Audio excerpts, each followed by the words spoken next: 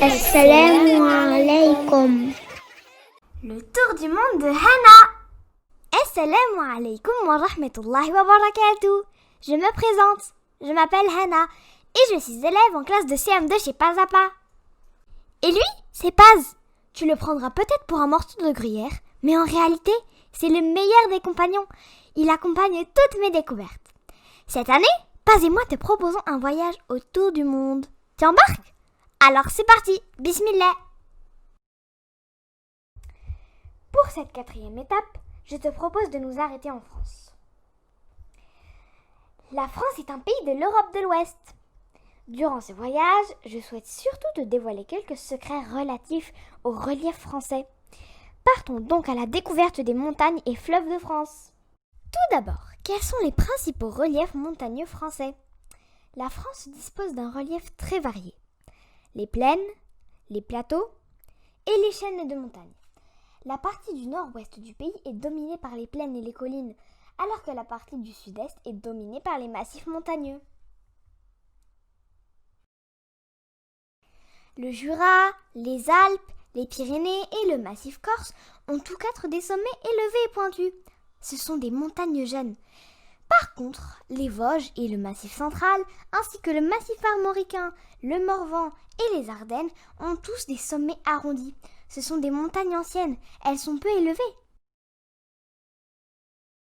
Et si on visionnait un petit diaporama des principaux massifs montagneux ?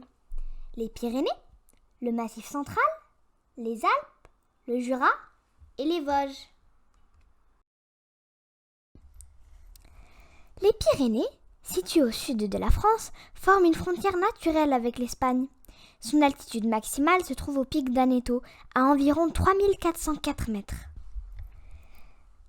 Le massif central, situé au niveau de la moitié du sud de la France, culmine à 1889 mètres au niveau du puy de Sancy. Les Alpes, situées dans le sud-est, culminent à 4810 mètres au niveau du Mont Blanc. C'est le sommet le plus élevé d'Europe occidentale. Le Jura, situé à l'est de la France, est plus bas que les Vosges. Son sommet le plus élevé est le Crêt de la Neige et il culmine à 1723 mètres. Et enfin, les Vosges, situés dans le nord-est et dont le sommet le plus élevé est le ballon de Guebwiller avec une altitude de 1426 mètres. Un fleuve est un cours d'eau qui se jette dans la mer ou dans un océan. Le fleuve est composé d'eau douce, à l'inverse des océans composés d'eau salée. Mais quels sont les principaux fleuves français ? Et si on visionnait un petit diaporama des principaux fleuves de France ? La Garonne, la Loire, la Seine, le Rhin et le Rhône. La Garonne prend sa source en Espagne.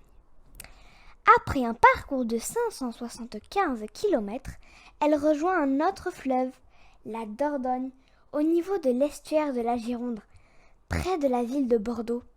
Un estuaire est un endroit où se termine le fleuve. Généralement, il s'agit d'un espace étroit et profond à l'intérieur des terres. C'est ici que la Garonne se jette dans l'océan Atlantique. La Loire. Il s'agit du plus long fleuve de France. La Loire parcourt 1020 km avant de se jeter au niveau de Nantes, dans l'océan Atlantique. Le fleuve prend sa source au mont Gerbier de Jonc, en Ardèche, et traverse plus de 11 départements. La Seine. La Seine prend sa source au niveau du plateau de Langres. Après 776 km, elle se jette dans la Manche, au niveau de la ville du Havre.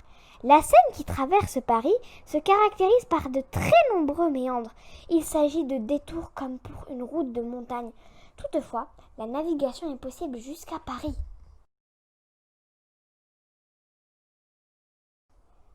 Le Rhin. Ce fleuve sert de frontière naturelle entre la France et l'Allemagne, mais également entre l'Allemagne et la Suisse, ou la Suisse et l'Autriche. Le Rhin prend sa source en Suisse et va rejoindre la mer du Nord.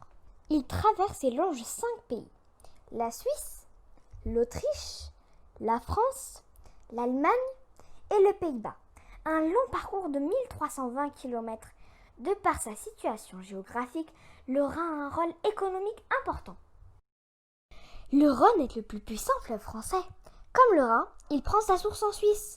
Après 812 km, il se jette dans la mer Méditerranée, près de Marseille. Il est alimenté par les glaciers des Alpes et de nombreux affluents.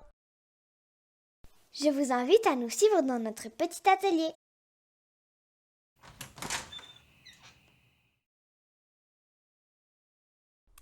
Bien, commençons par situer le pays que nous allons visiter. Aujourd'hui, nous partons en France. Et la France, c'est ici.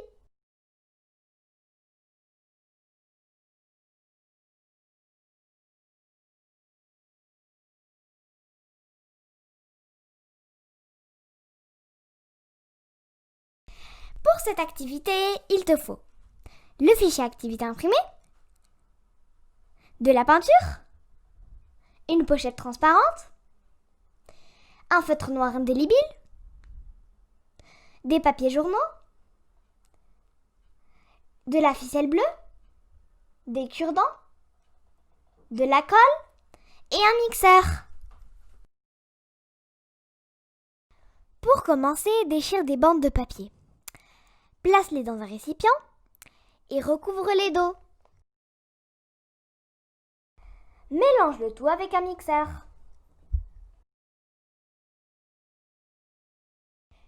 Et maintenant, filtre le mélange obtenu à l'aide d'une passoire. Normalement, tu devrais obtenir ce résultat.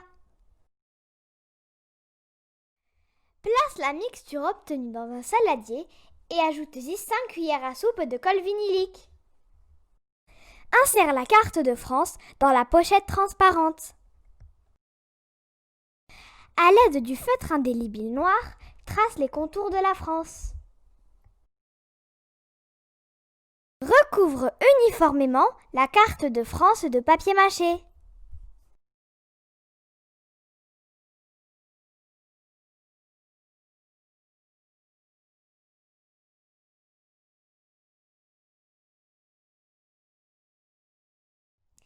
Puis, façonne les reliefs montagneux. Représente les fleuves à l'aide de bouts de ficelle bleue. Laisse sécher ta réalisation plusieurs jours. Et voilà, ton œuvre d'art a séché. Peins le fond de la France en vert.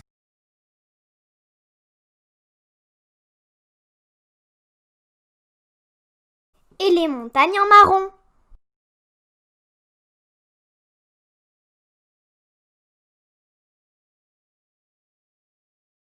Scotche les étiquettes sur les cure-dents.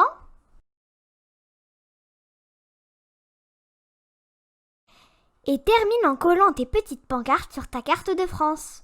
Si tu n'y arrives pas, demande à un adulte de t'aider. Et voilà, notre jolie carte de France est terminée. Je te remercie de nous avoir suivis et à bientôt Inch'Allah pour la prochaine activité.